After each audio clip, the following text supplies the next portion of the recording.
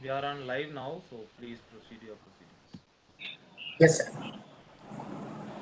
Good morning to all. I welcome the shareholders for the 84th annual general body meeting of the company, which is being conducted through video conferencing as per the circulars issued by MCA and SEBI. Company had provided video conferencing of the proceedings of the meeting through CDSL platform. I request the respected chairman to preside over the meeting and introduce the directors and other attendees joined through video conference. Good morning, everybody. I welcome you all to this 84th annual general body meeting of the Rajapalayam Limited. At the outset, I'd like to introduce our directors who have joined us through the video conference. I'd like to introduce Justice Shri PPS Janathan Raja, Chairman of the Audit Committee and Nomination and Remuneration Committee, Managing Director Shri R. Sudarshanam, Srimati P.V. Nirmala Raju, Shri S.S. Ramachandra Raja, Shri N.K. Ramaswamy Raja, Shri A.V. Dharmakrishnan, Shri V. Santana Raman, Shri K.V. Nagendra Murthy, Srimati Saundra Kumar, Shri P.V. Abhinav Ramasubramanya Raja, and P.A.S. Alagaraja. I'd also like to introduce Shri V. Jnana Guruswamy, our Chief Financial Officer, who's joined us through the video conference. And to my left is Mr. Shri Mohan Rangan, our Chief Operating Officer. And to my right is our Company Secretary, Shri Arul. And I also like to invite our auditors, our statutory auditors, Shri Palaniyappan, partner of N.A. Jayaraman and Company, and Shri P. Santanam, partner of SRSV and Associates. I also like to invite our statutory auditor for Secretarial Department, Shri M.R.L. Narasimhan. So I'd like to declare that the forum is now complete, and I will call the meeting to order. Thank you, sir. Shareholders are hereby informed that the registers as required under the Companies Act 2013 would be made available electronically for inspection by the members. Members seeking to inspect such registers can send their request to arulpranavam_a@ramcotex.com. Notice convening the 84th annual general body meeting along with director's report, business responsibility report, statutory auditor's report, secretarial auditor report, and financial statements have already been circulated by email to shareholders and hosted on the website of the company and the stock exchange. The notice may please be taken as read. Statutory auditor's report as well as secretarial auditor report being an unqualified, unmodified one and have already been circulated along with annual report. The above audit reports may please be taken as read. The e-voting process had been explained in the notice convening the AGM. For those persons who had acquired shares subsequent to the dispatch of the annual report, the notice for the AGM containing the instructions for e-voting and participating in the meeting through VC had been mailed to the shareholders individually. The facility for remote e-voting remained open from 9 a.m. on Saturday, the 12th September 2020 to 5 p.m. on Monday, the 14th September 2020 to enable the shareholders to vote through remote e-voting. The remote e-voting was closed on 5 p.m. by 14th September 2020.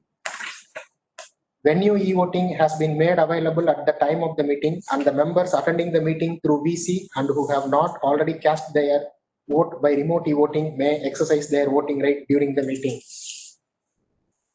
Members are informed that those who have cast their vote by remote e-voting prior to the meeting may also attend the meeting but shall not be entitled to cast their vote again.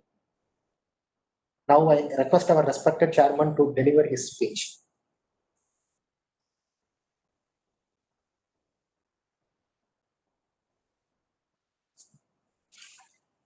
Morning. I welcome all of you to our 84th annual general meeting of Rajapalayam Limited.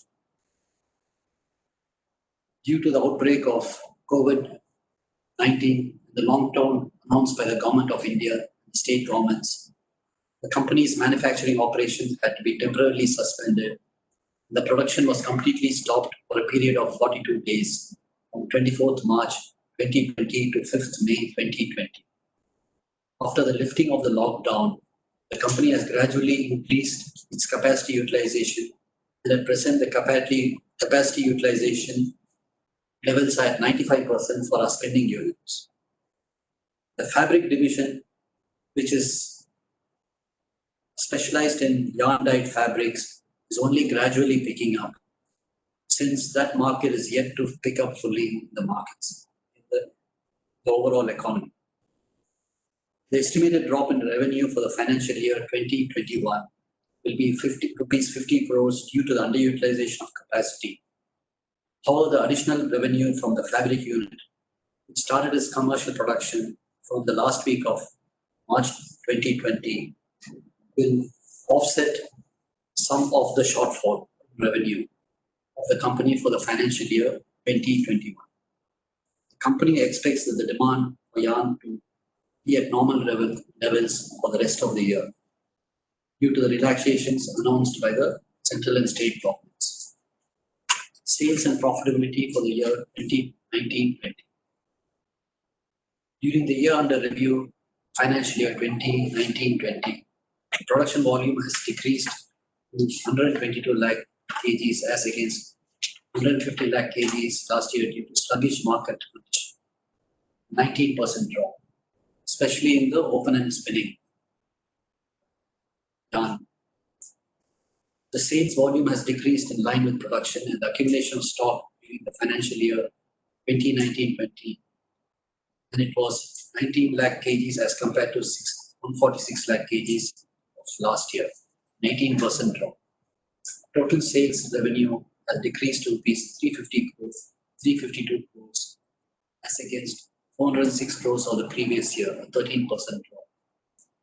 Operating profit had decreased to 39.75 crores against 59.8 crores last year as detailed in the balance sheet. So the net profit after tax was 6.41 crores versus 27.82 crores in the previous year. The excess spinning capacity in India, coupled with poor demand for yarn from overseas market, had led to the accumulation of stock and affected the profitability of spinning mills. Cotton yarn export from India during the financial year 2019-20 had substantially reduced by around 30% as compared to the previous financial year. The company has windmills installed with a capacity of 3.15 megawatts for its captive power consumption. For the financial year 2019-20, the wind farm generated 596 lakh kilowatt power, amounting to around 39.76 crores as compared to 622 lakh kilowatts, which was 41.46 crores of the previous year. The wind ability and velocity during the financial year 2019 was low as compared to the financial year 2018-19. Your directors have the pleasure in recommending a dividend of ₹1 per share, about 10% of the paid up capital. And the previous year was ₹4 per share. The total amount of dividend outgo for the year will be ₹73.76 lakhs. Financial Act 2020 has amended provisions related to the tax on dividend. Accordingly, the dividend will be taxable in the shareholders' hands of the shareholders. Future outlook for the company. The outbreak and the subsequent pandemic due to COVID-19 is creating poor demand across the world for the sectors we are in. All major economies are getting affected due to this pandemic. Majority of the governments across the globe have announced lockdowns of manufacturing facilities, malls, retail outlets, and so on, which has resulted in dramatic slowdown of demand for various products, especially in the segments our company is working in. The company's decision to make investments in automation and optimization of various production parameters will improve quality of yarn and our cost effectiveness. Efforts have been continuously being made to scale up the production and sale of value-added counts like melange yarn, mercerized yarn, post-spun yarn, etc., which will replace commodity counts in the coming years.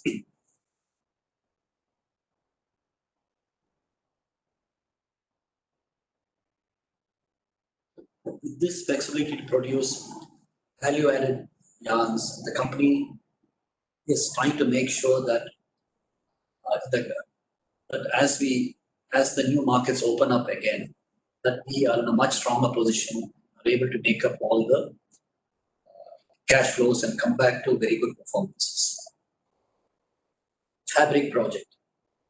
Company has implemented a fabric project with a project establishing a yarn dyed weaving unit at Rajapalayam facilities with a capacity of 122 looms to produce approximately 10 million meters of fabric at an annual cost of around 276 crores. The installations of machines have been completed. The commercial production of the fabric unit had commenced on 22nd March 2020. Unfortunately, as soon as we commenced and our orders were coming in, the lockdown had set in and we had to come to a complete halt.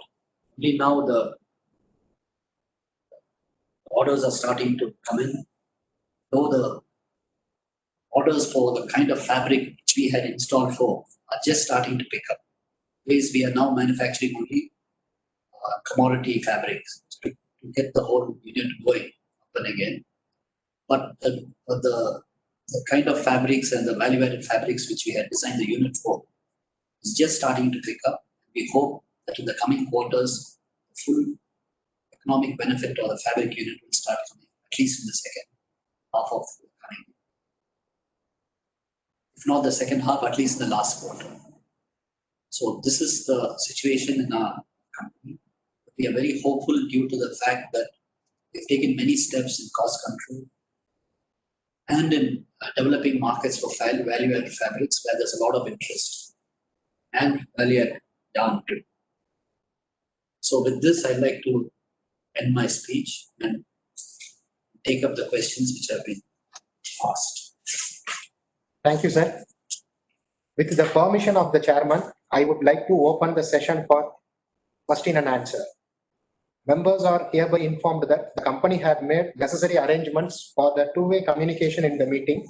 Members desirous of expressing their views or ask questions during the meeting have been requested to register themselves as a speaker by sending their request at least 3 days prior to the meeting.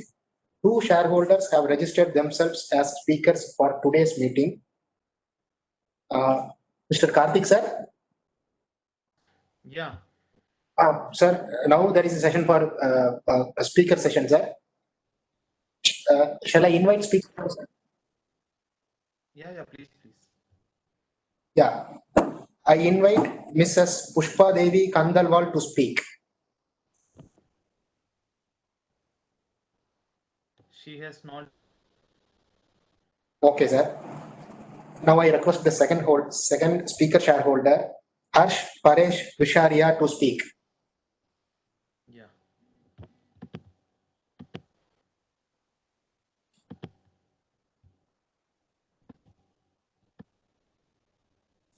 Mr. Harsh Visharia, you can speak now. Okay, so hello, my name is Harsh Visharia. My first question is related to the financials. If you look at the financial ratios, Sir, little louder, please. okay, okay.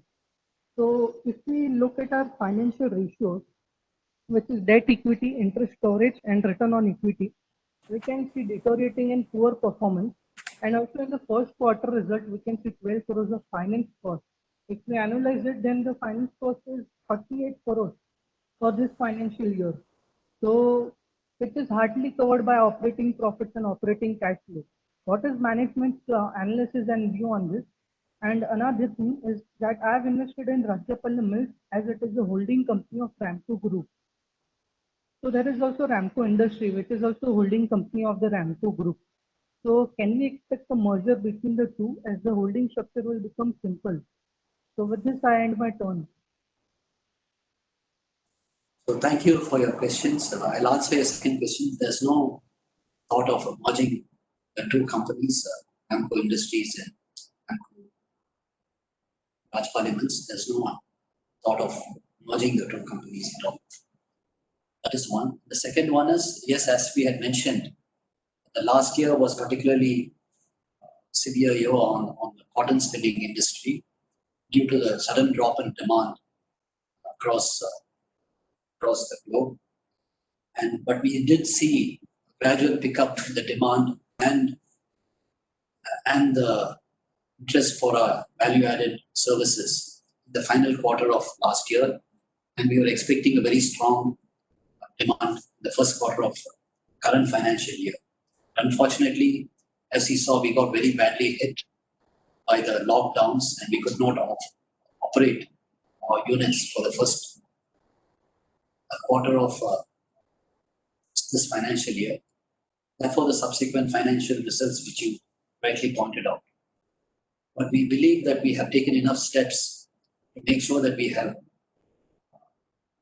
markets in very good segments. There's a lot of strong interest coming up.